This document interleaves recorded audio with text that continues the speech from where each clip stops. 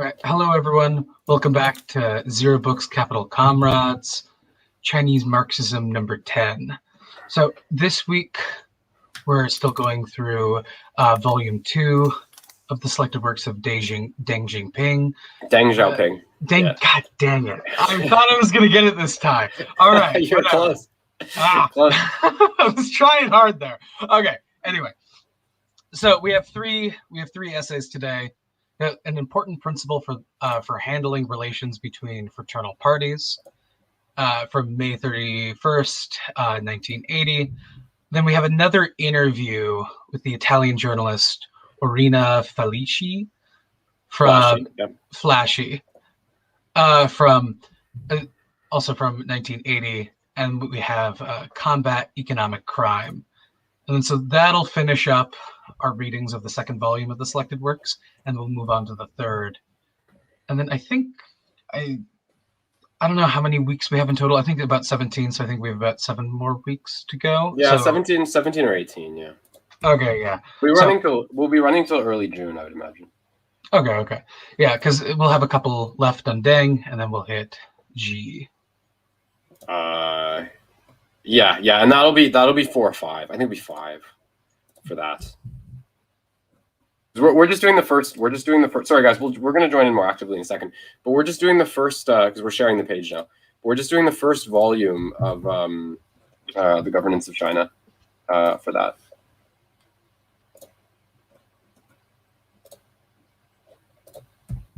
Yeah, everyone there? You guys die? Yeah. I'm just staring. I'm at the share screen. So, what do you guys think of this war that's been declared on Zero Books Capital Comrades? What do you guys think of that? I'm not online enough. You haven't been following. You should follow the group if you're going to represent us in some sort of official capacity. I work. I'm sorry. I have a job. Yeah, I realize you're drowning already trying to finish these stupid readings. Okay, I got everything shared, so I'm ready to come back in. Okay. No, but you guys have been following it, right? We got this war that's been declared against us by certain members of Panmu. I don't like to say all of Panmu. And today they were trying to frame us. Today they sent a member of theirs into our group to try to basically sort of like honey trap compromising statements in order to like publish them in like Mark Fisher's ontological memes and stuff like that. So these guys are quite subversive. It is a serious reactionary cabal we're dealing with. And by the way, I know some people have mocked us for like this being the equivalent of like, like beefs between like SoundCloud rappers in terms of its irrelevancy to like general culture, which is understandable. But I would just remind them that we weren't the ones that started the beef either. Remember that. They started putting pictures up of warplanes and saying they were out to get us. We're not in the business of doing that. So, any thoughts on that, Ernesto? Any thoughts on the current? I think one of our readings is going to be very relevant to this whole Panmu debacle. Especially, I think you know what I'm talking about, right? On other parties, Oh, on other parties. Yeah. What was that, Tim? What was that? Oh, sorry. I realized I had I have an old Furby from like a Panmu. Right. Yeah.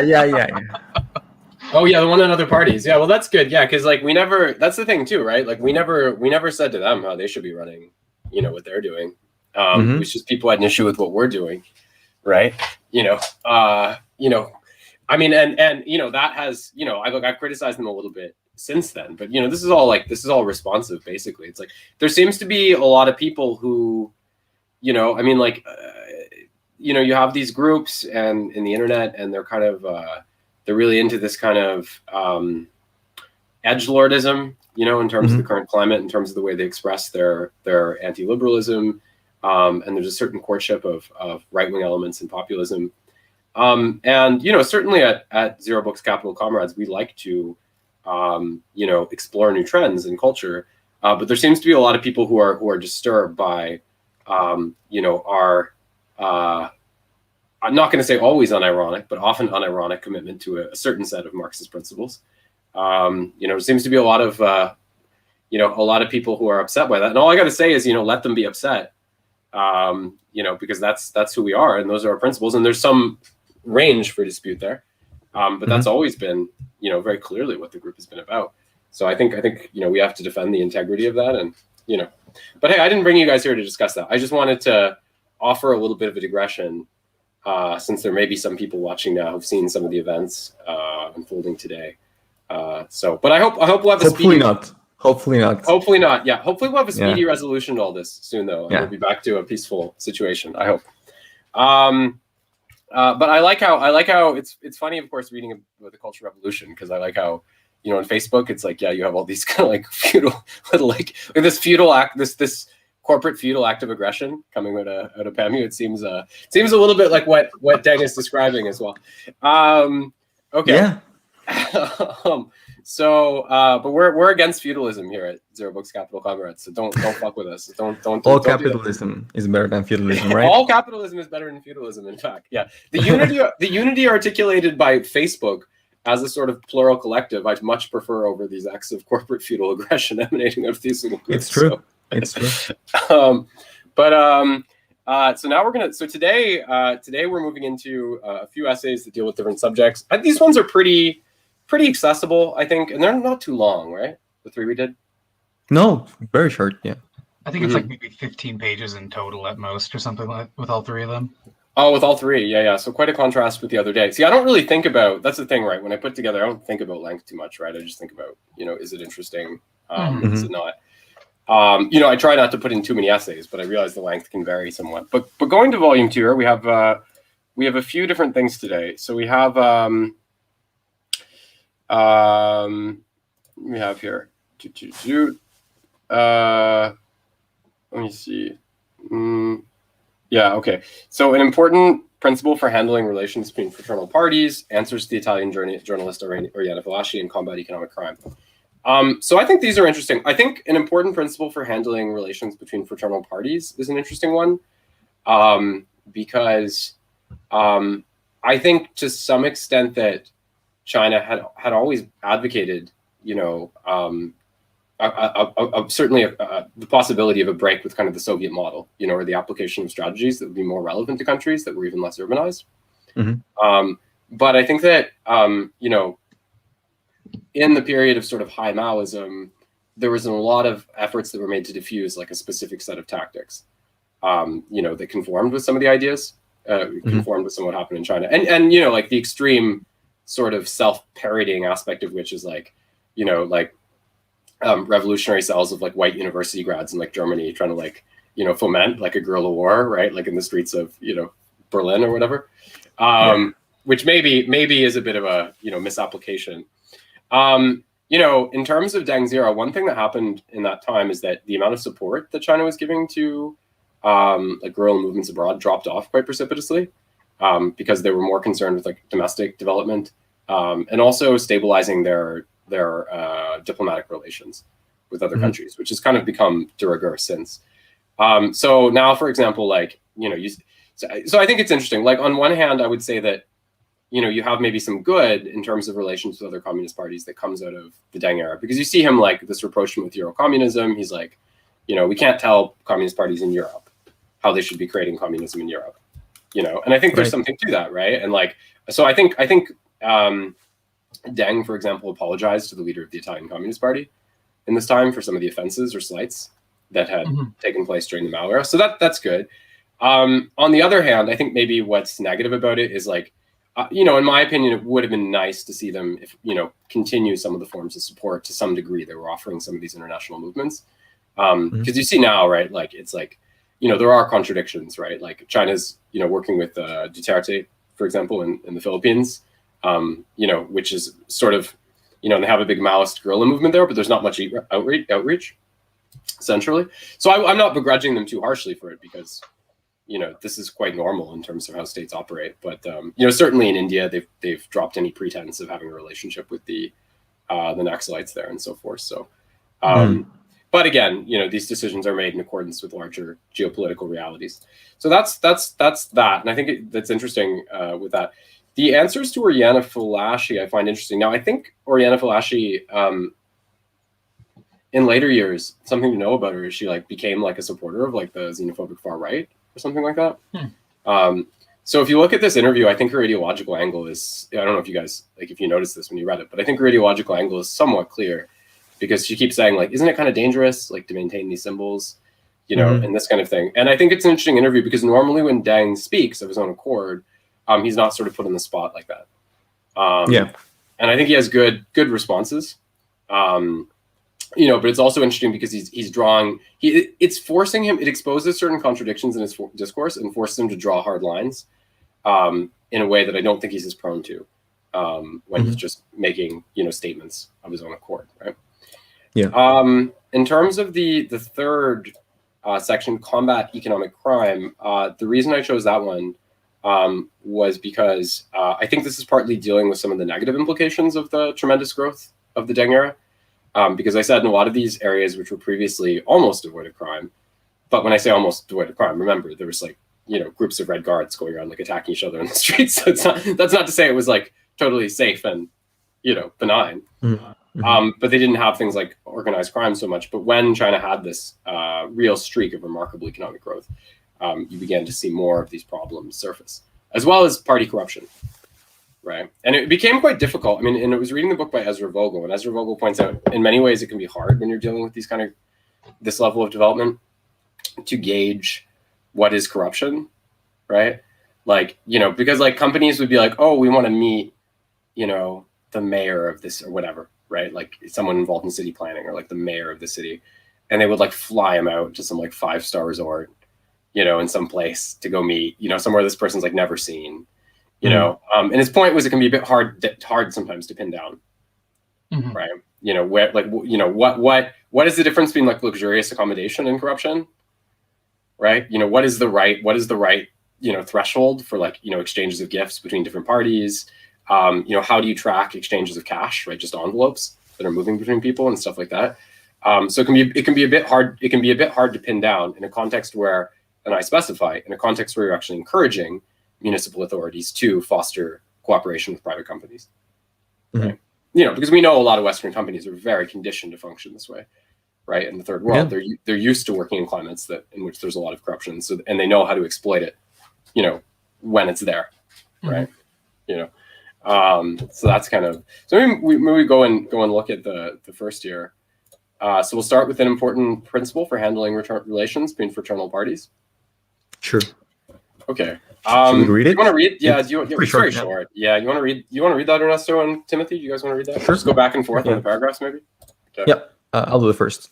Yeah. It says, okay, an important principle for handling relations between fraternal parties, May 31st, 1980. When a communist party comments on the actions of a foreign fraternal party, it may often judge them according to some rigid formula or established pattern. Facts have shown that this approach gets one nowhere. Conditions vary greatly from country to country. The level of political awareness varies from people to people, and the class relations and the alignment of class forces in one country are vastly different from those in another. How can a fixed formula be applied mechanically despite all these differences? Even though you use a Marxist formula, it is hard to avoid mistakes if you don't integrate your formula with the reality in the country concerned. The Chinese Revolution was carried out not by adopting the model of the Russian October Revolution, but by proceeding from the realities in China, by using the rural areas to encircle the cities and seize powers with armed force. Since the Chinese Revolution succeeded by integrating the universal principles of Marxism-Leninism with the concrete practice of China, we should not demand that other developing countries, let alone the developed capitalist countries, adopt our model in making revolution. Of course, one cannot demand that they all adopt the Russian model either. Either? Either. I think it's a regional distinction. Okay. Go ahead, Tim. Okay. The correctness of the domestic principles and line of a party in a given country should be judged by that party itself and by the people of that country. After all, it is the comrades in a particular country who know its specific conditions best. However, if a party and the country which it leads pursue a foreign policy of interference in the internal affairs of other countries, or invasions or subversions of them, then any other party is entitled to make it stand known and express its criticism. We have always opposed the Communist Party of the Soviet Union acting like a patriarchal party and displaying great power chauvinism. It pursues a hegemonist line and policy in foreign relations. Similarly, the correctness of Eurocommunism should not be judged by outsiders. It is not for others to write articles affirming or denying it. It should be judged by the European parties and peoples themselves, and in the final analysis, their own practice will provide the answer. We can't criticize people when they conduct experiments in line with their own conditions. Even if they are wrong, it is up to them to sum up their own experience and try a different path. On the whole, we know how we should handle our relations with other parties. Looking back, however, we can see that we haven't always acted correctly. Some time ago, talking with Comrade Enrico Berlinguer, General Secretary of the Italian Communist Party, I said that we had previously expressed some incorrect opinions concerning his party. He replied that they hadn't always acted correctly either.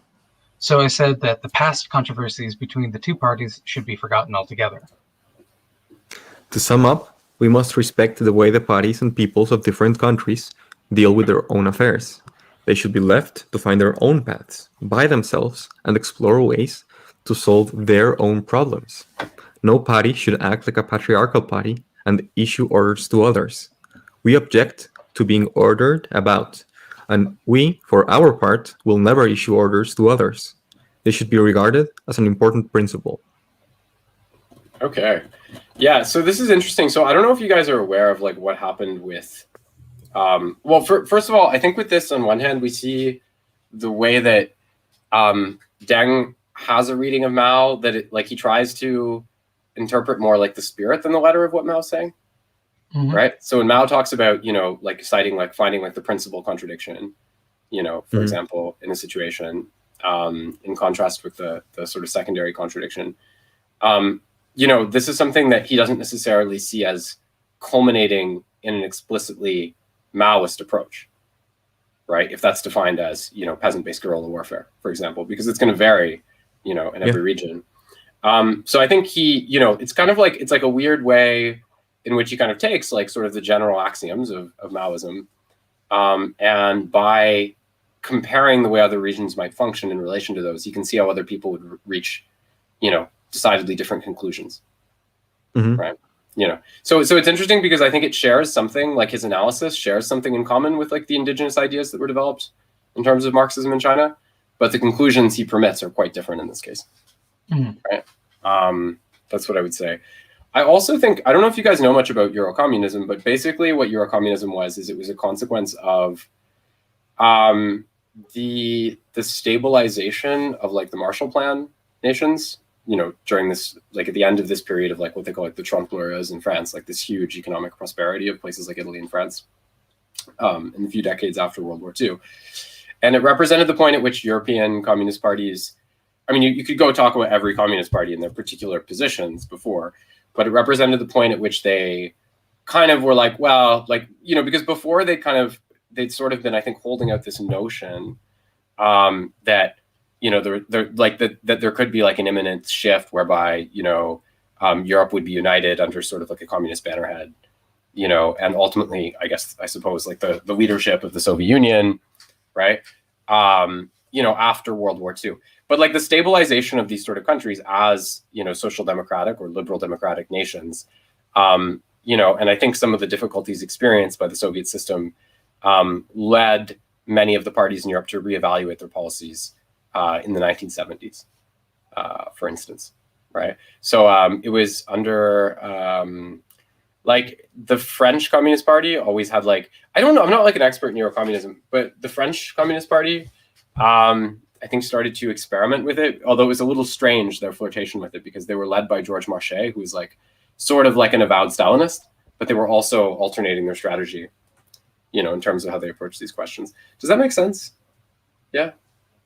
Mm-hmm. Yeah, I mean, China and Mexico have had relations, diplomatic relations, in the sense that we also didn't follow a Soviet model, but we had a left-wing administration that also, had its boom. We called it the Milagro Mexicano, the Mexican miracle, when when we had a lot of social democratic reforms and a lot of kind of FDR kind of developments and so on.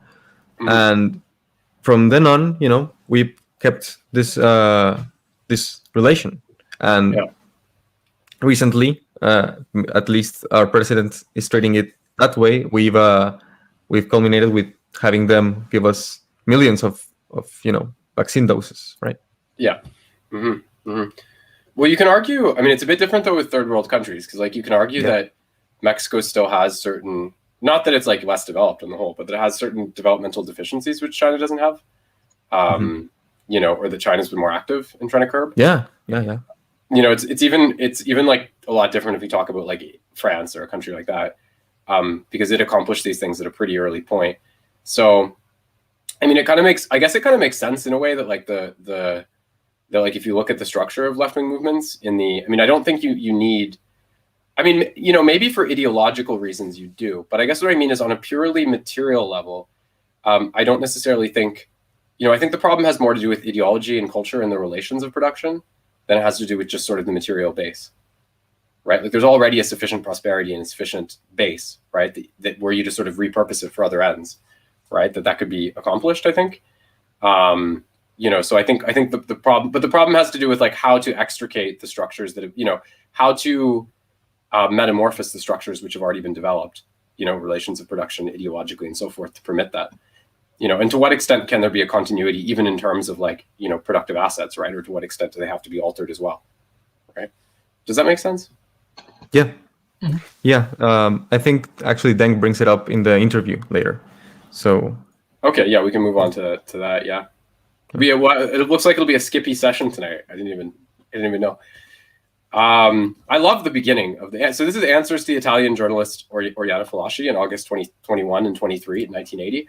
And by the way, to put this in perspective, like there's a lot of statements he's making in this year, 1980. This is kind of like Deng's triumphal year, by the way, because this is when like he doesn't talk about this at the time because I think he doesn't want to be too inflammatory. But when you get into some years later, he retrospects on it. And he basically says like, well, we got rid of the Gang of Four in 76. He's like, but the problem is we still had like the two whatevers crew, like the crew who wanted to like sort of dogmatically uphold, or produce a dogmatic interpretation of Mao Zedong thought. And he said, Hu Gaofeng, I guess, was peaceably removed right from his position, or voted out of his position internally this year in 1980. So I'm not sure I'd have to double check the exact date that happened. But in any case, 1980 is like probably Deng's like biggest year, right? Because it's the year when he really becomes like unchallenged, right? In terms of his leadership, right? Yeah, I'm sure that's what allows him to, make such brash statements that we're about to see. Yeah, well, that's something to reflect on too, right? You see his rhetoric is getting bolder and bolder, right? It is. And it's even by the early 90s, it's even bolder. You could argue that the implementation of his ideas becomes too bold at a certain point, right? But this is the tipping point in terms of the power in the system. So I love the beginning of this, right? Because Oriana Fallaci says, "Will Chairman Mao's portrait above Tiananmen Gate be kept there?" Which is, to me, that's like it's already quite a brash way to begin an interview. Yeah. Like because it's really putting him on the spot just to start. But I love his answer. I love his quick answer. It will forever. Yeah. Just to make sure it's clear. It will forever. I like that. Yeah. In the past, there were too many portraits of Chairman Mao. They were hung everywhere. That was not proper, and it didn't really show respect for Chairman Mao. It's true he made mistakes in a certain period, but he was, after all, principal founder of the Chinese Communist Party and the People's Republic of China. In evaluating his merits and mistakes, we hold that his mistakes were only secondary. What he did for the Chinese people can never be erased. In our hearts, we Chinese will always cherish him as the founder of our party and our state. So, is there anything you guys wanted to bring up in this piece, by the way? Is there anything that caught your eye here that was as interesting? Well, one of the attitudes that I really appreciate that Deng brings to the table is this quote: in evaluating his merits and mistakes, we hold that his mistakes were only secondary, right? He just, that's what we need to, that's how we need to treat Chinese history. We want to learn from it, right? It has a lot of mistakes, we can't act like they didn't happen.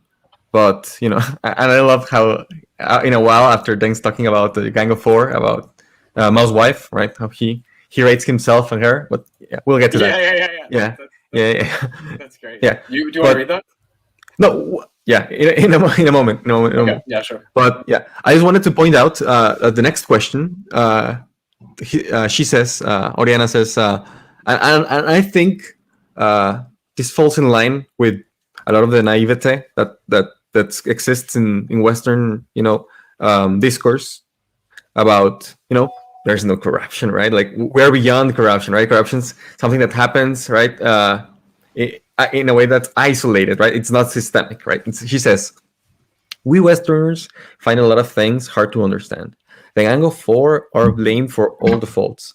I'm told that when the Chinese talk about the Gang of Four, many of them hold up 5 fingers, right? And so you were saying, Conrad, like how the way she asks questions is already, ideologically, right, determined, I guess. And this feels a lot like that, right?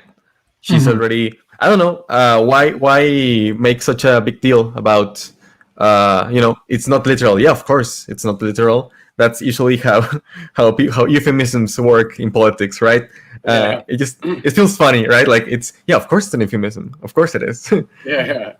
Well, it's like, and this, like, although I understand that is true, this thing where people would say, like, Gang of Four, like in China, like with but I mean, I think, like, his, like, yeah, I mean, so I think her interview, the basic starting point of her interview is, like, she's like, well, like, Mao's kind of evil, and you're, like, liberalizing, and that's good, but, like, you won't, like, throw off, like, this sort of the encumbrance of the past.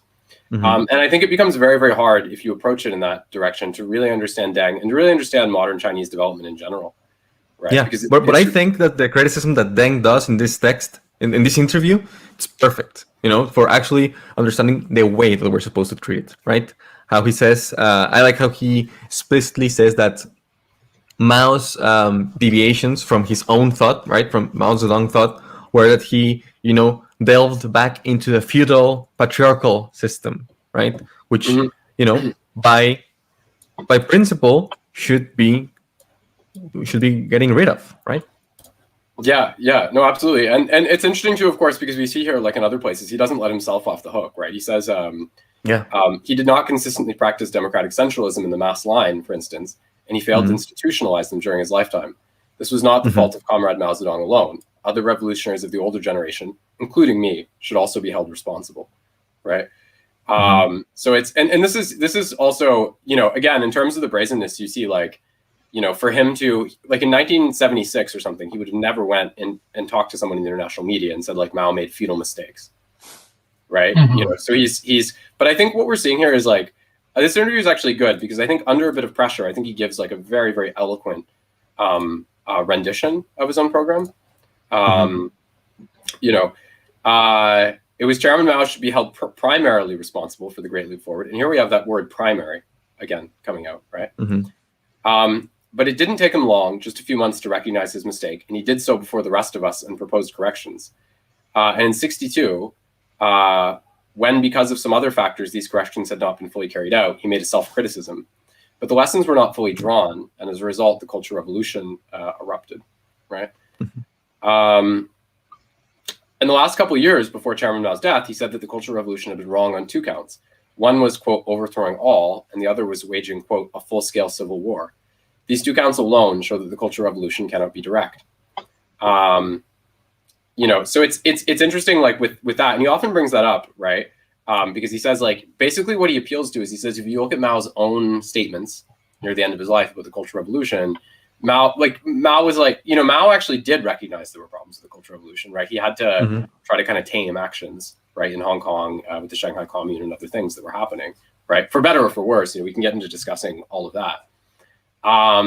But Deng's basic point is, if you're going to say, like, the war against all, that the full-scale civil war is wrong, and that the war against all, that the war against all is wrong, how can you defend the fundamental axioms of the Cultural Revolution, as he otherwise sought to? Right, in spite of making those statements. And then he has this statement here on choosing your own heirs. We all know it was Chairman Mao who chose Lin Bao as a successor, much in the same way as an emperor chooses his heir. This is what I've just referred to as an incorrect way of doing things. For a leader to pick his own successor is a feudal practice. It is an illustration of the imperfections in our institutions, which I referred to a moment ago. That's also a shot at, I think that's also a shot at Hu Gaofeng as well, right? Because I think he had some, like, I don't know, I have to double check if he was actually cited by Mao as like a successor, but he built up some credibility in this sort of lineage system. Deng is a little bit unique, right? You know, one thing's interesting with Deng, like he never held the most significant position technically in the Chinese Communist government, right? And you know, a lot of people have said if you look at, you know, and then so Deng sort of liked to pull the strings from a little bit behind the scenes. I mean, no one had any doubt what was happening, but he liked to do that.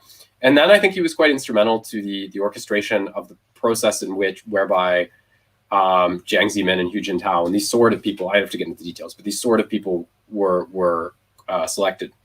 One thing people have pointed out about what makes Xi Jinping and also Mao a little bit unique is that you know, they're the only people who unambiguously reached the pinnacle of the system, and who were selected by their peers. Right? You know, Deng didn't quite attempt to do that. Right? But Deng also, you know, we could say that Deng was selected by his peers. Right? So that does, you know, delegate to him. But I think, you know, I mean, I think he was always a little bit coy about putting either himself or making too much himself or his reform agenda like the center of attention. You know, of course, the Western media, you know, I think tended to do that also for ideological reasons. But I think he was aware that there were differing political sentiments in China and was a little, you know, probably the most visible he gets is like in the early 90s when he goes on like his southern tour and sort of campaigns against the positions of the actual government. But that's some years removed from this, right?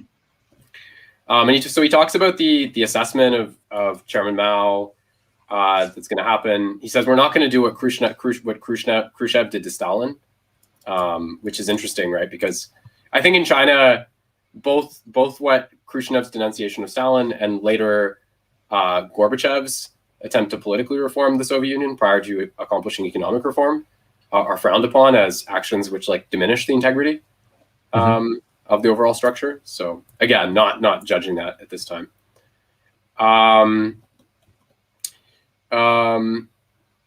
So he criticizes Mao here for not patriarchal ways which are feudal in nature. He did not readily listen to differing opinions. We can't say that all his criticisms were wrong, but neither was he ready to listen to many correct opinions put forward not only by me, but by other comrades. So you have this. And then he talks about Lao and Lai and how Lao and Lai was never really criticized. He talks a little bit having met Lao and Lai in the 20s when he went to France. Like Deng went to France to study, and then he got things got confused with what was happening. And then he ended up like working, right? So it's quite complicated. But he talks about having met Lao and Lai there, and he praises Lao and Lai for working like 16 hours a day, which doesn't surprise me when you think of the people at the top of the system, right? You know, like probably these guys, like, you know, they had lots of people, but probably part of the reason these guys get there is because they're really killing themselves, right, in the workload. You know, you think of the commitment, right? I mean, these people were like, you know, for people like Deng who were like generals, right, in the Civil War before they did this, it's like, you know, it's a pretty intense, you know, personal and emotional commitment to these tasks, right? Yeah. I'll continue. Sorry, Timothy. Yeah. Oh yeah. I just wanted to skip down a little to the next one. I found interesting. Yeah. I don't see how terrible the question. I don't see how terrible things like the Cultural Revolution can be avoided or prevented from reoccurring. And Deng says, this issue has to be addressed by tackling the problems in our institutions. Some of those we established in the past were, in fact, tainted by feudalism, as manifested in such things as the personality cult, the patriarchal ways or styles of work, and the life tenure of cadres in leading posts. We're now looking into ways to prevent such things from reoccurring and are preparing to start the restructuring of our institutions. Our country has a history of thousands of years of feudalism and is still lacking in socialist democracy and socialist legality. We are now working earnestly to cultivate socialist democracy and socialist legality. Only in this way can we solve the problem. The one thing I'm noticing, like when because like the style of work here in the earlier stuff, it's the like seeking truth from facts is a pretty central one for like the correct style of work. Yeah. So, yeah. So I think we kind of talked about it before, but the part about the Mao being patriarchal seems to be that, and we've talked about this before, but the reducing to lists or the maxims that isn't actually in the spirit of it. It's just like a pretty literal reading of like Mao Zedong thought, for instance. Yeah. Like that's sort of the criticism, right? Is that, sorry, what were you saying as a literal? You're saying like the Oh, if you, because we've talked before about like, oh, the lists are feudal or something. But if you take the list super literally, you just kind of have a series of dogmas handed on high from you know, your patriarchal leader. And it's not actually like, it's not reflective in structure if it's handled poorly. Yeah, that's true. Yeah. And we've talked about that a little bit. I just want to bring up one other thing quick. Ender Wiggins says, Xi went from being in prison and having to apply to the Chinese Communist Party 10 times to being the chairman. I'm a little bit, I'd have to double check it, but I'm a bit confused about the chairman claim. I understand, I read here that he's the chairman of the Central Military Commission, but I think Deng actually abolished the original chairman position that Mao occupied. And I think now there's talk about reviving it for Xi, but I could be mistaken. I mean, you can pull that up in your research because, you know, Xi's been doing this thing, like he's been, they abolished, I think, term limits, you know, and he's been sort of deepening his strength, right, within the system. Yeah, I see here, like I see an article here in the Financial Times, Xi Jinping set stage to resurrect chairman title created by Mao. So let's see what they say here.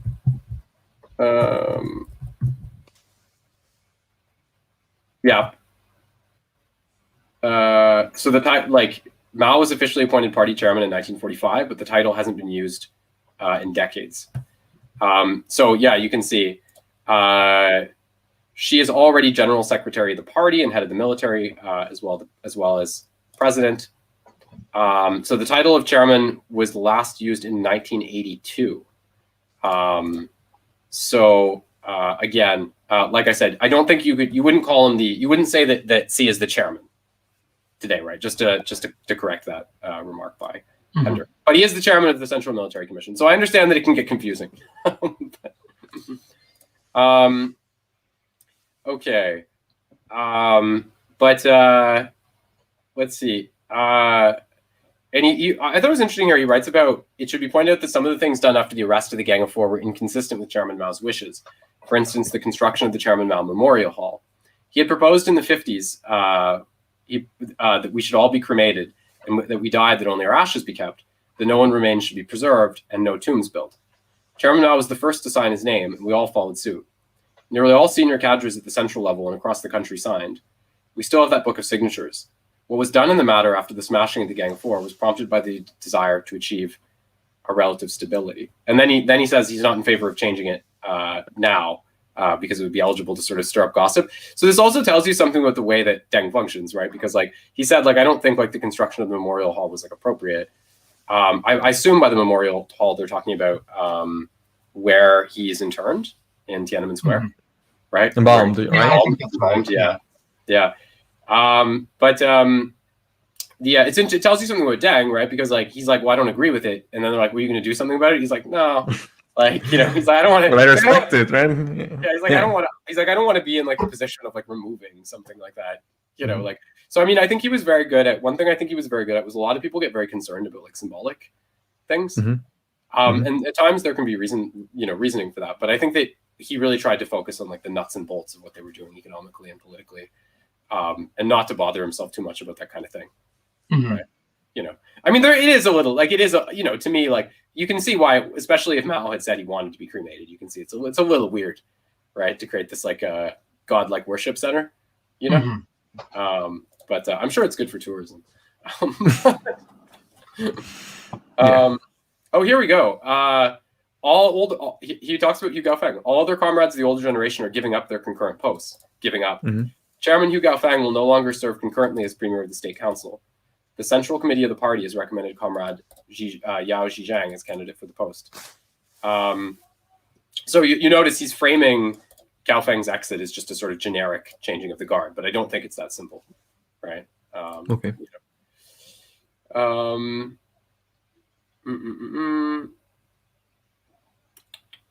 And then he talks a little bit about their capital strategy. Oh, I think it's. I think that the sentence you skipped is actually worth highlighting. He says, "If we old comrades remain at our posts, newcomers will be inhibited in their work. We face the problem of gradually reducing the average age of leaders at all levels. We have to take the lead." Right? This is at least I think this is something that comes up in every national struggle. Right now, the president's party, Morena, is facing the fact that at the national level, its leadership, it's just full of people whose only actual pool, I mean, a veritable pool, but nevertheless, it's they can only acarrear people. They can only bring votes through bribes and stuff like that, right? Which is ruining the fact that it's a social democratic party. Wait, so you're saying there's a problem with the older generation? Is that what you're saying?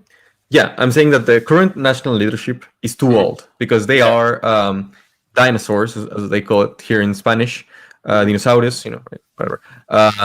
From older parties, from the PRI, from the Revolutionary Institutional Party, right? From PAN, from PRD.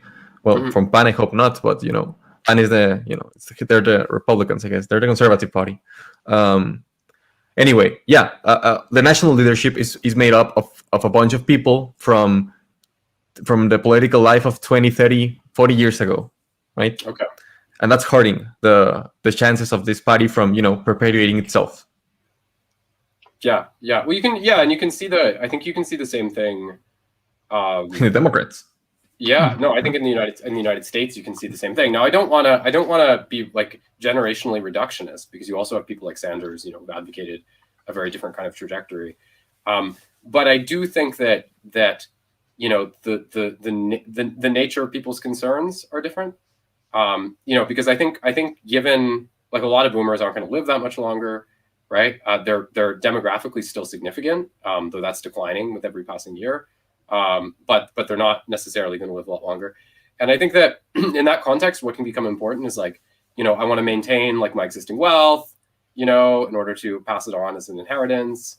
I think that the sort of broad structural changes that are needed in the United States are more supported by younger people. Right. Yeah. And there's a real urgency, right, associated with that in terms of, the pace of automation, right, with viral crisis, ecological crisis, lack of effective demand, and so on, right? So those are issues that urgently need to be addressed. But I think you can see with someone like Biden that, it's almost a little bit like, I think The Guardian made this parallel, but it's almost a little bit like Brezhnev in the Soviet Union, right? It's like a pure continuity move. Yeah. But I mean, that would only be acceptable if we were in like a if it's not broken, don't fix it kind of situation, which I think would be wildly optimistic to assert of the current American system. So yeah, it is. Yeah, I would not say that, right? Yeah. But we'll move up here a little bit. I just want to say, sure. He says absorbing foreign capital and technology, and even allowing foreigners to construct plants in China, can only play a complementary role to our effort to develop the productive forces in a socialist society. Of course, this will bring some decadent capitalist influences into China. We are aware of this possibility. It's nothing to be afraid of. And actually later along... Yeah, we'll find out why. Yeah, later along those lines, in another text, Deng develops on that. And he basically gives his view that he says that we're not at a risk of losing the integrity of our fundamental system as long as all of the major industries remain in public hands. Right? Yeah. And that's interesting because today, there are these, tech was never, because of the late emergence of tech was never publicly centralized in the same way. Computational sectors and stuff like that. And that's why you have these people like Jack Ma, right, who are sort of like demigods in China, coming out of tech. But it is, you can argue there's still there's I think today you have a lot more private capital, of course, but you can argue that there's some truth to that, because I do think that there's a certain importance even in the current Chinese communist system there's a certain importance that's difficult to obtain as a single capitalist compared to the West, right? Because a lot of these competitive sectors are just blocked off, right, by public ownership. And then even if you succeed in the private sector, you don't have like anything like the same economic freedoms, right? You would have, you're subject potentially to scrutiny, right, and censure, right, from the political side.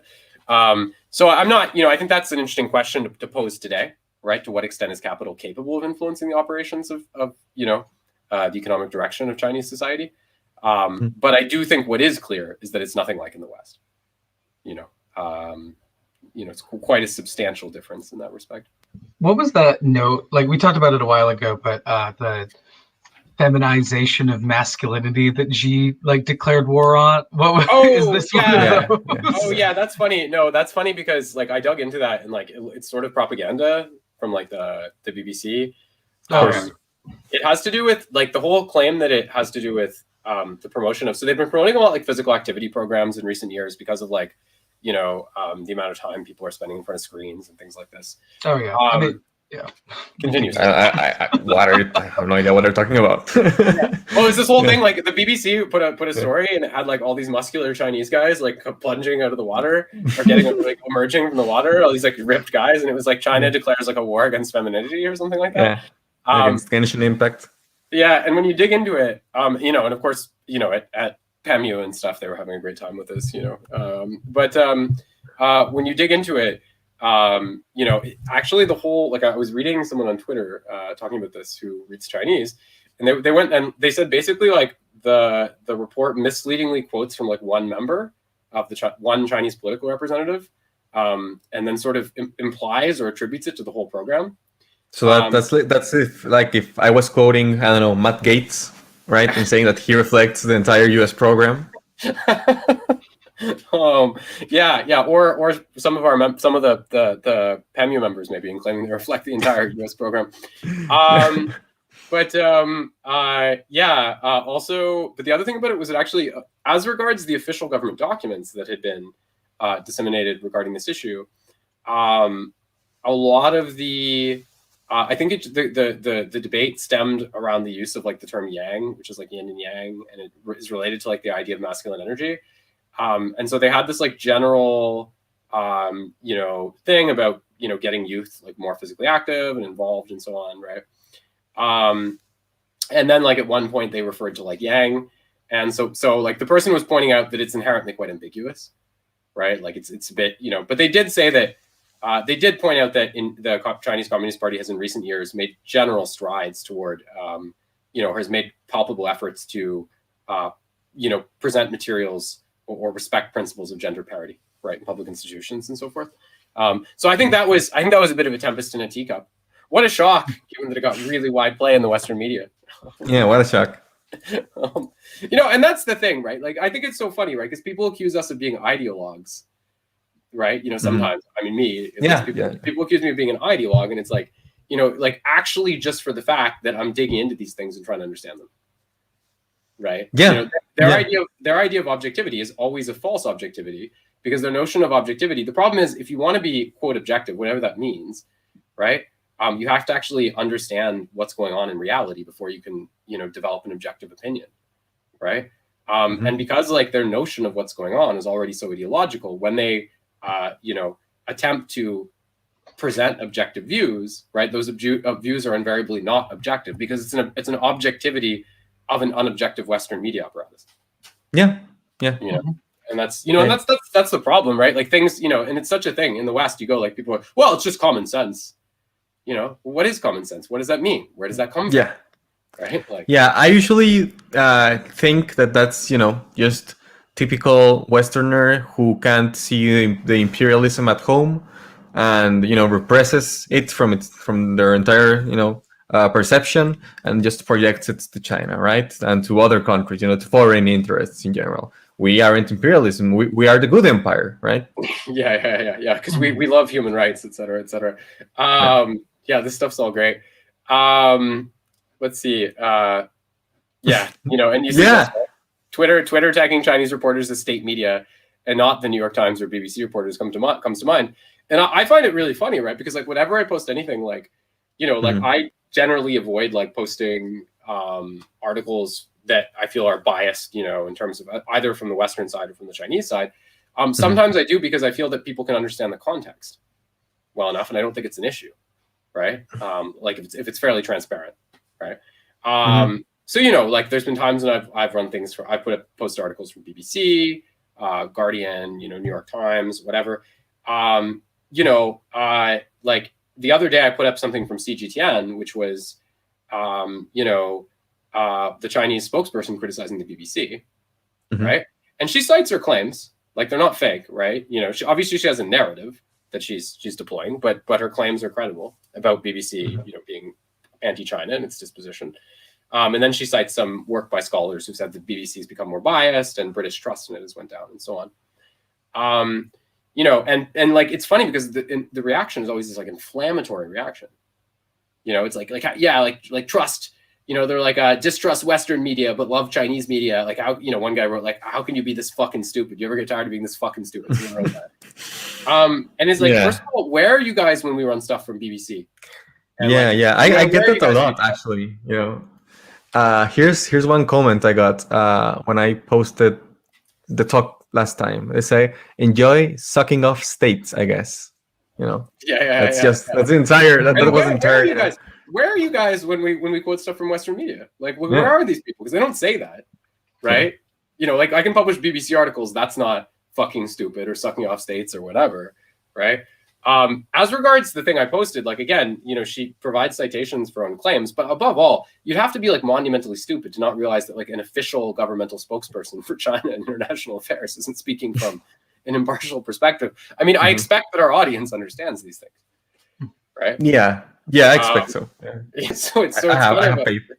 Yes, it's kind of.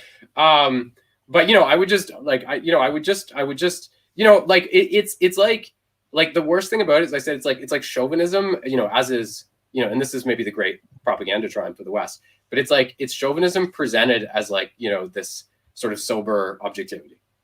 Yeah. Right. This defense of sober objectivity, and it's like, where are you getting your facts, right? Where are you getting your information, right? Like, but let's go. Oh, continue. Sorry. I was gonna say, it's funny. So I have a fair number of like, U.S. veterans that are friends of mine. And the funny thing about it is that they usually are the best anti-imperialists because they actually see past the bullshit if they're in like military intelligence. Like you see like the real news streams, and it's funny to hear just how much of what we see is just smoke. Yeah, no, and it's amazing. Like, it's like amazing when you talk to like veterans, and not that all of them are this way, but it's amazing when you talk to like veterans, like, and like they're way less ideological in this respect than like liberal political science professors. But in a way, it kind of makes sense, right? Because like when you're just like, lecturing or filling in papers from behind a desk, right? You're able to, maintain these sort of illusions because of the distance that exists between yourself. Yeah, it's easy to be idealistic. And sorry, continue. Oh, but if you're in the military, you're just in the meat grinder, and I don't know, it's just, I don't know. I find it kind of interesting, particularly. Yeah, you get to see things as they are. I don't know. I've been reading up on the Uyghur thing, and I'm realizing just kind of how like insane a lot of the Western media makes it out to be. I don't know. I've been reading more stuff about China. This reading group has been useful for that. I've been getting, putting on the. I'm kind of losing my train of thought. Anyway, I feel like I've put on the glasses a little bit. That's helpful. It's just most. You got to remember, like, most media is consumed very quickly. And most people in the West aren't that concerned with these issues. It's not that hard to figure this stuff out. If you're educated, especially, but if you put some effort into it in any case. It's like, I don't want to get into the Uyghur issue too much now, but I just want to say that I think it's one of those things where regardless of what you think, whether you think there's actual persecution going on, and I think, you can make quite a credible case for that. I think the representation of it is very ideological. Right. And I don't think it would be fair to disagree with that. So that's all I'll say about that. Cause I think that's probably something we can all agree on. I think Baudrillard mentioned or hinted at this in his Gulf War essays, where liberal ideologues in their distance from war. Well, I mean, the thing is, like, if you're a lot of these like public intellectuals, academics and public intellectuals, they're literally participating in like the most benign institutions in the West. Like America's created like amazing institutions of higher learning. You know, ideological as they may be in some respects, that's indisputable. I mean, the Ivy League is like a monument to like human knowledge and science, right? So they're working in many cases like, you know, in the proudest and most benign institutions that have been created. You know, and I think when you to see things from that vantage point, you know, I think causes you to have a more favorable view, right, of empire, right, than you would from a different position, certainly. I mean, I don't even think people in the third world in general suffer for this perception.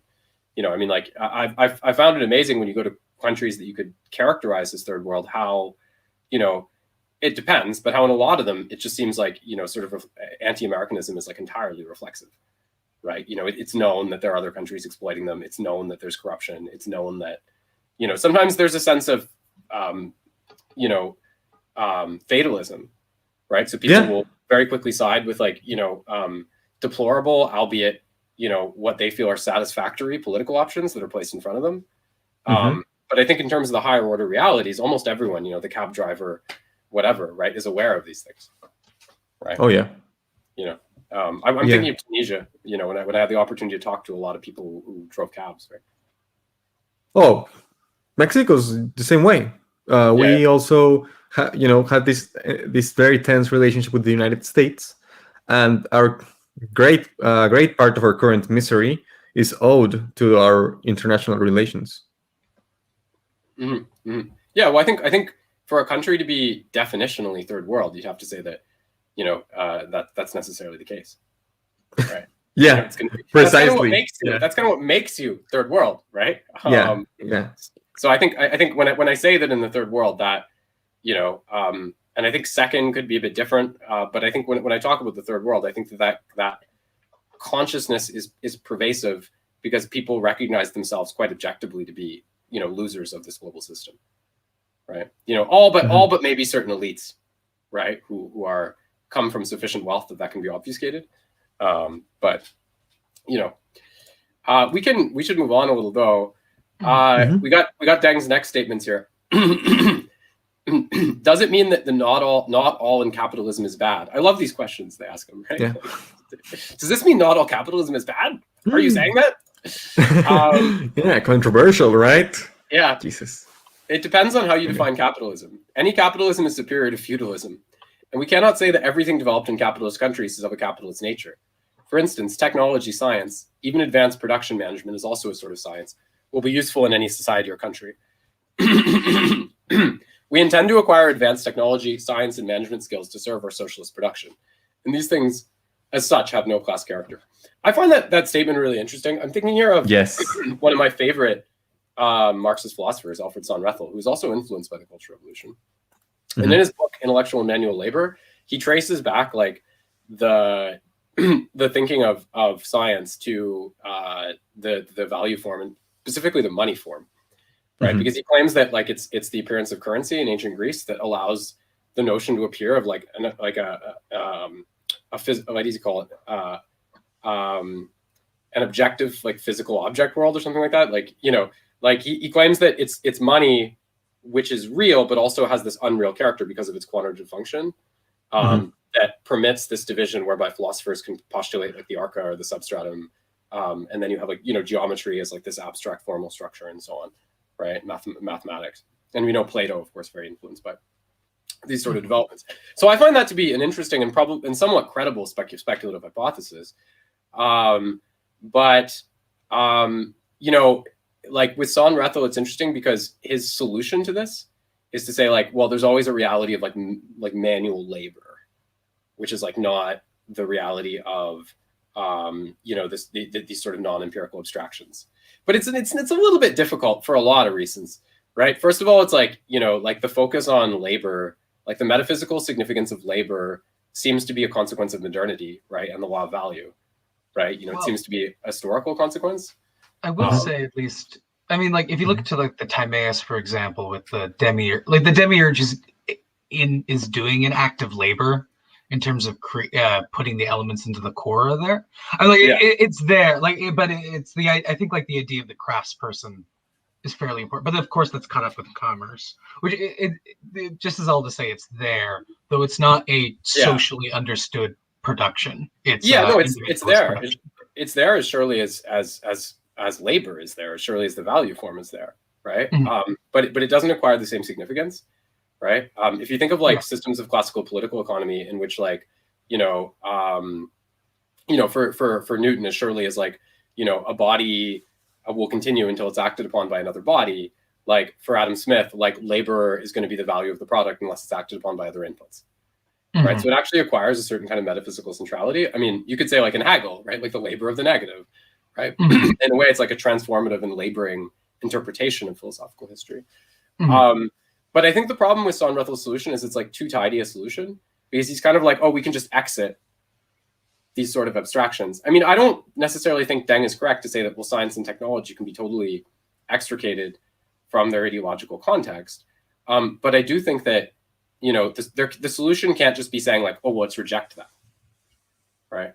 One thing I've been very influenced by lately is Ulrich Beck's book, The Risk Society. And he talks about how, science at one point was about sort of like, getting production from nature, right? But then what starts later is what he calls reflexive modernization. So it's where the process of modernization has to be extended to like the entire sort of, domain of the earth, because the deleterious implications affected by capitalist production are so widespread that science has to manage the risks that they engender and tremble up, right? So it stops being more narrow in the sense of like production qua nature, and it starts being like the management of all the liabilities which are generated. I find that interesting, and I find particularly interesting because I had already hit on this idea before I read it in Beck, but I find it interesting. It's hard to say when you've produced an idea. You get things from the climate. Where do good ideas come from, anyway? Yeah. Where do they come from? It's a good question. It's good we asked Plato. But I think what's interesting about it is like when he says that science, in a way, like has the potential within it to supersede the boundaries of science, right? In other words, it's like you could like Jason Moore will say, well, the notion of like society and nature, and the natural scientific conception of nature is inert, right? Manipulable. Like that is also outstripped by science, right? When you get to the level of like modern ecology, for example, right? When you talk about like thermodynamics, right? The kind of physics that informed the work of classical physics that informed the political economy of Adam Smith. And well, now we're talking about quantum physics, right? And so I think what you have to, I think you can't just like reject science. So that's just abstraction. Those are just the abstractions of capital. I don't think you can do that. I think what you like, because it's just like communism itself. It's like you have to it's about moving through the stages. Yeah. Right. Yeah. And that's, you can't just, it's like, it's romantic to try to extricate yourself from and say, just the primacy of pure labor. Right. Now, I'm not saying that, like values socially created, blah, blah. I can recite my Marxist bona fides. Right. But what I'm saying is that I think that we have to take science on its own terms. And we have to try to extend it so that it can supersede itself in a way. If that makes sense. Yeah. So that would be my answer my personal answer to the science question. So here we have Ernesto, did you want to look at the you like the Jiang Qin thing? I wonder if you want to read that.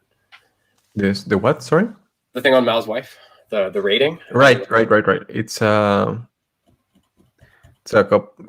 okay. So here it is. What we did not understand was, if the Gang of Four was, as you said, a minority with all the country against them, how could it happen that they were holding the whole country, including the veteran leaders?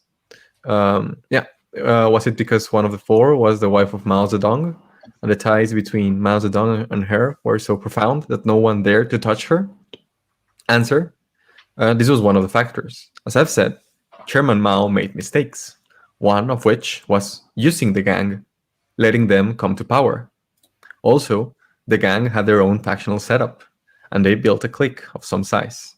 Particularly, they made use of ignorant young people as a front, so they had a fair-sized base. Right? And then, okay, this is great. Was Mao Zedong blinded by her so that he wouldn't see what she was doing? And was she an adventuress, like the Empress Dowager Yawanala? And Yang Qing did evil things by flaunting the banner of Chairman Mao. But Chairman Mao and Yang Qing lived separately for years. We didn't know that. Yang Qing did what she did by flaunting the banner of Chairman Mao, but he failed to intervene effectively. For this, he should be held responsible. Yang Qing is rotten through and through. Whatever sentence is passed on the Gang of Four won't be excessive. They brought harm to millions upon millions of people. How would you assess Yang Qing? What score would you give her? Below 0. 1,000 points below 0. Jesus, thing. How would you assess yourself? Okay, so I could be quite content if I must say. I love how he just switches the system entirely, right? I would be quite content if I myself could be rated 50-50 in merits and demerits. But one thing I can say for myself, I have had a clear conscience all my life. Please mark my words. I have made quite a few mistakes, and I have my own share of responsibility for some of the mistakes made by Comrade Mao Zedong. But it can be said that I made my mistake with good intentions. There is nobody who doesn't make mistakes. We should not lay all past mistakes on Chairman Mao.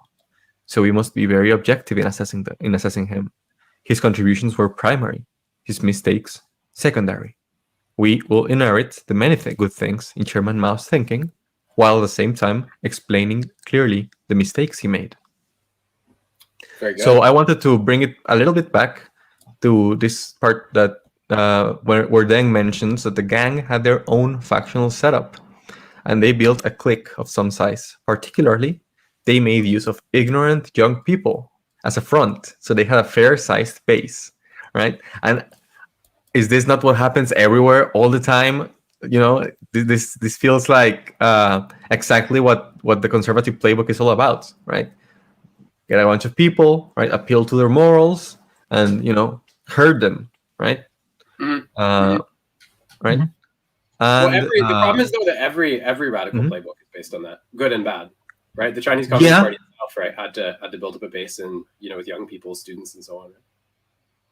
Yeah, I think there was like a line in Jameson where he said like revolutions are fought by young people or something. So and Deng is even concerned with the age of the party here, or the aging leadership. So like can't totally avoid the young people, unfortunately, or maybe. Oh no, yeah, I don't know. understand. I understand that. I mean, I'm thinking more about how, for example, the Republicans have their QAnon base, right? Oh, okay.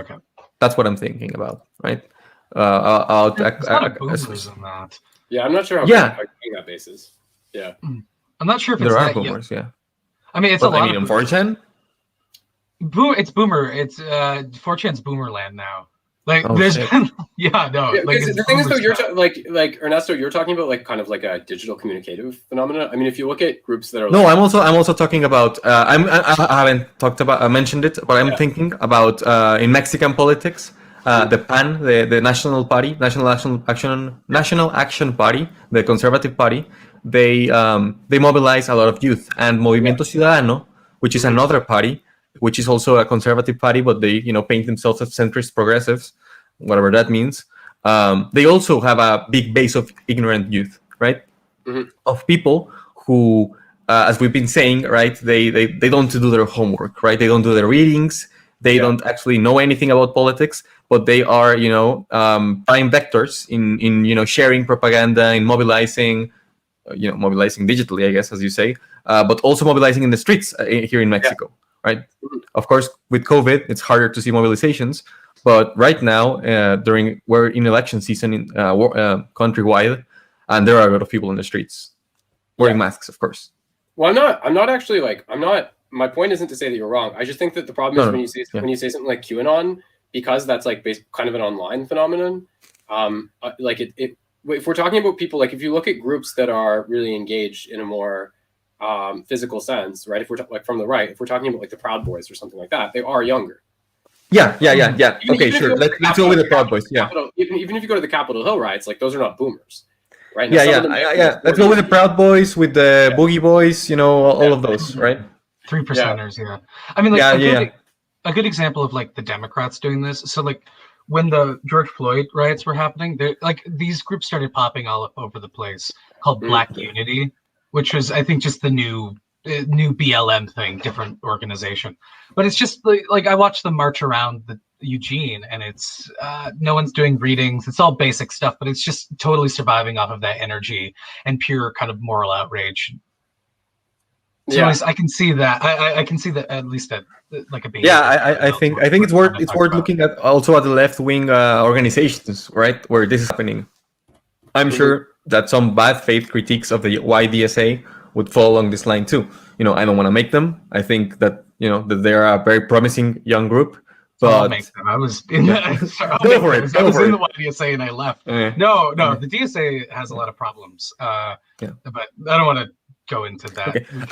As a foreigner, I do not, critique, other countries, Oh yeah, I'm in the country and I was in the organization, so I will critique freely. I will do all the self-criticism. Right. Right. Yeah, well, this is what I said. Ultimately, any young people are physically stronger, and they tend to be, not to say universally, but they tend to be more interested in systemically changing the system. So I think ultimately radical movements of varying stripes take advantage of that. Right? Yeah.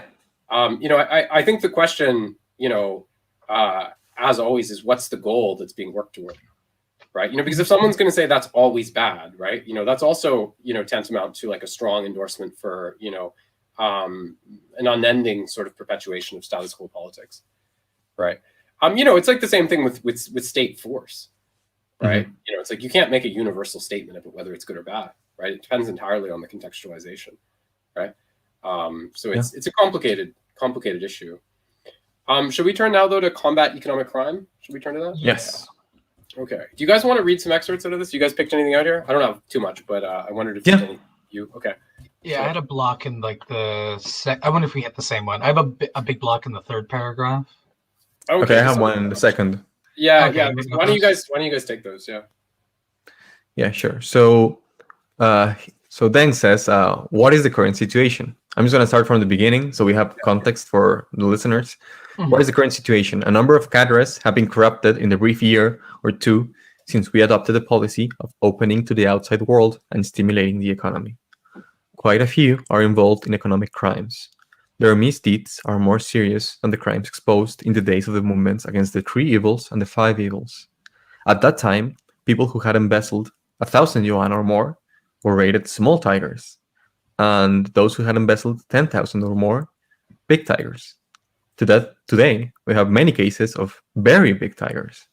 According to press reports, an offender who had embezzled 6,000 yuan was given lenient treatment, and another who had embezzled 50 to 60,000 yuan was sentenced to 15 years imprisonment.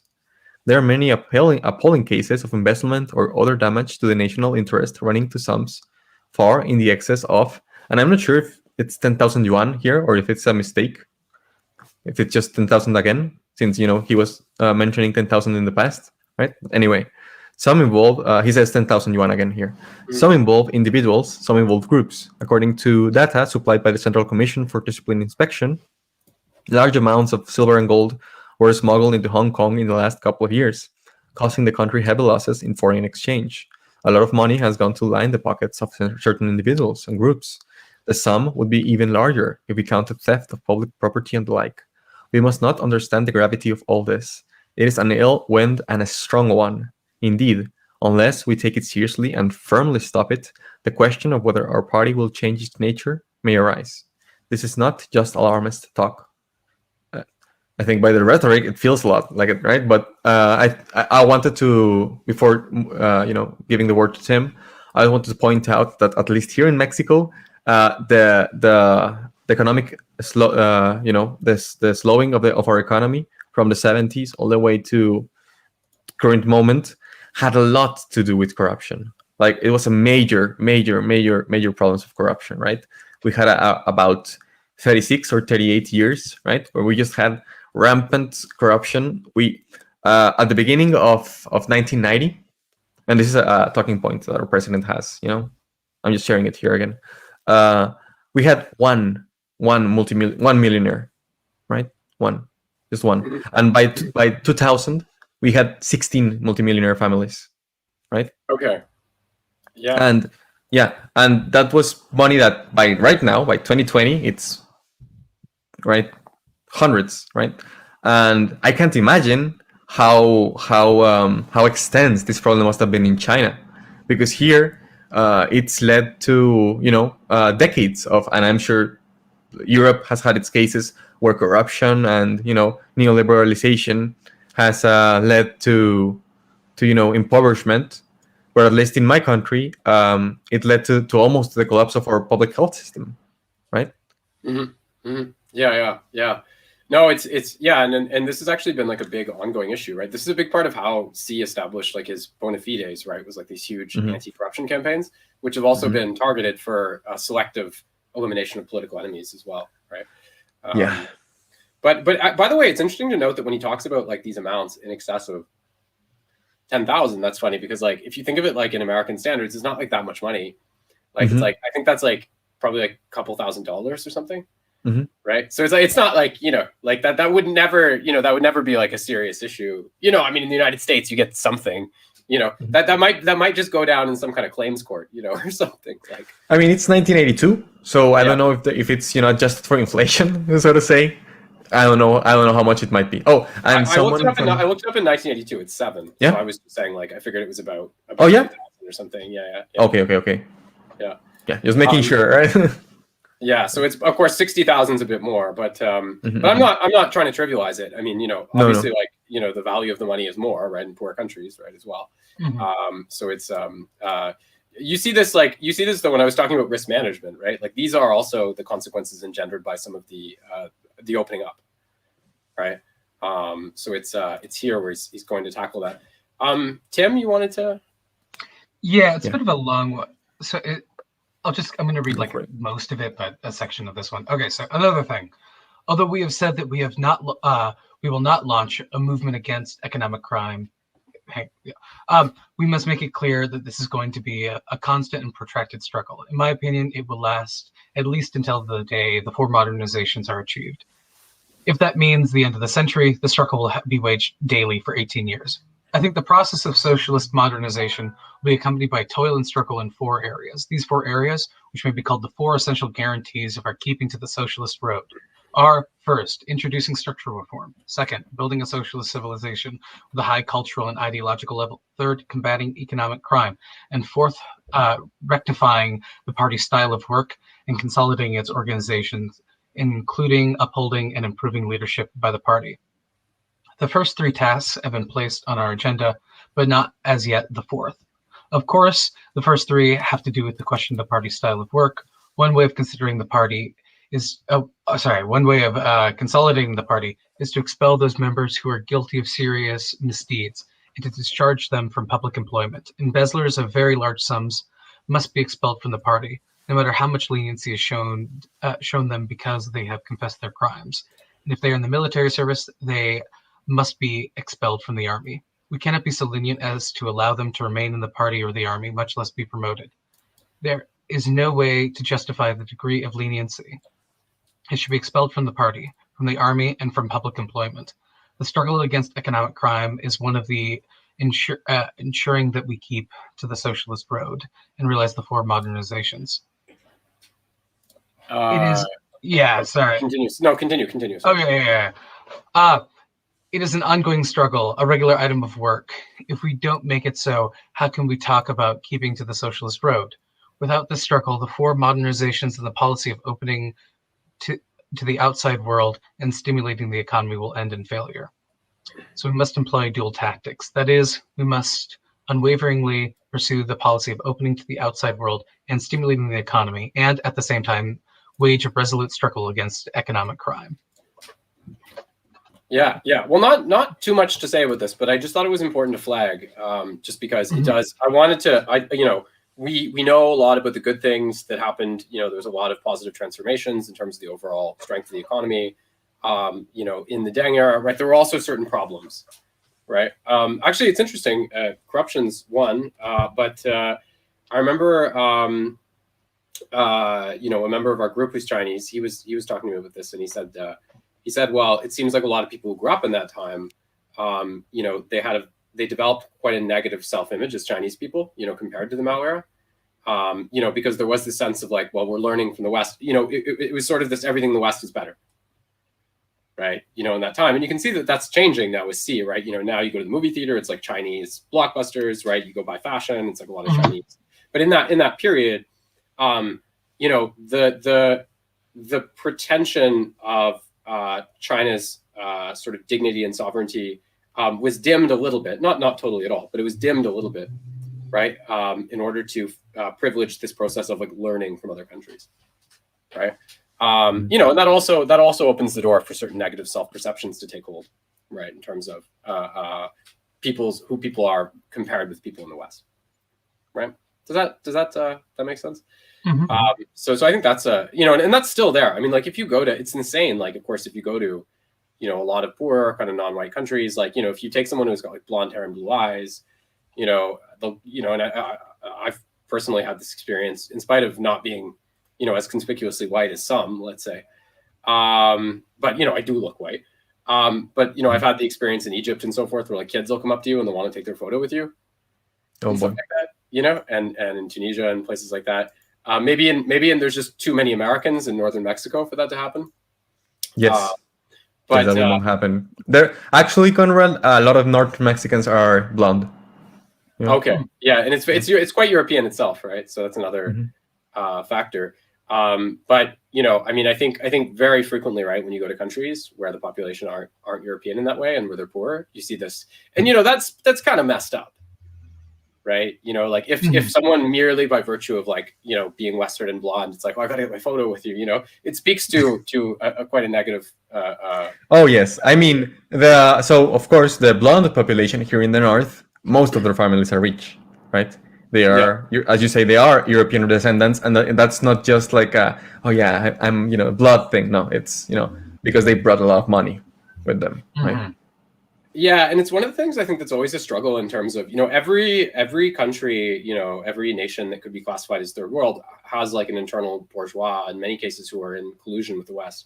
But I think that the problem in some ways is more acute in certain Latin American countries because of, you know, the stratification through the process of internal colonization. So you've got like wealthy European case, right? You know, in these countries, right, who tend to, in many cases, strongly support, you know, neoliberal or conservative agendas, right?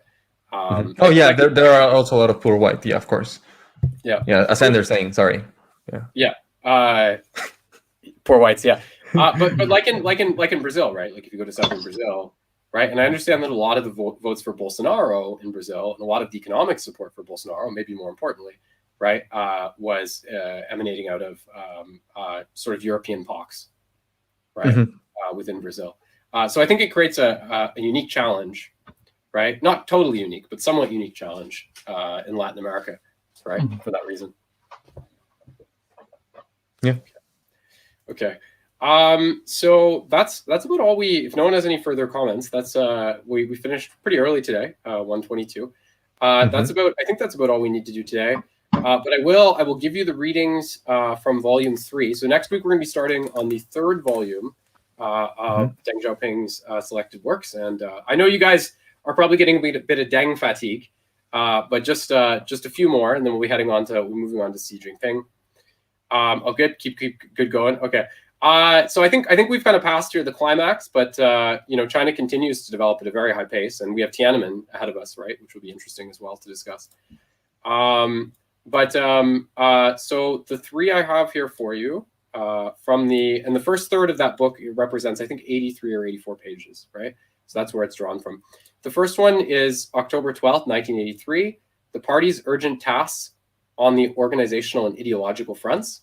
So I thought that's interesting because Deng discusses philosophical issues a bit more, the role of alienation in Marxism, humanism, and so forth. So there's some nice philosophical aspects to that one. The second one is from February 24th, 1984, make a success of special economic zones and open more cities to the outside world. The role of special economic zones as pilot projects in terms of in legitimizing Deng's liberalization agenda is quite immense. So, you know, I think some of the first, maybe the first in Shenzhen and Zhuhai, which were very, very prosperous, right, because they benefited from capital investment from Hong Kong. So that's important to bring up as well. And the third is Maintain Prosperity and Stability in Hong Kong from October 3rd, 1984. And that is Deng discussing, I believe, the status of Hong Kong in the wake of the agreement that was reached between the Chinese and British government, right? And I think also has some relevance to today's situation, right? Because he talks in that about the need to maintain stability, and obviously we've seen a great loss of stability over the past year or two, right? Yeah. So I think is that good? Everyone, you guys good? Everyone, anything else you guys wanted to say? No, good. I'm good. Yeah. Okay. Again, this was a shorter one, guys, but thank you for your attention and thank you for coming out. And we will be back next week on April 11th at 8 p.m. Central European Time. And at that time, we'll be doing those 3 essays and getting into selected works of Deng Xiaoping, Volume 3. So thank you, and have a good night, everyone. Bye. Except Panmu, you guys. Yeah. Okay.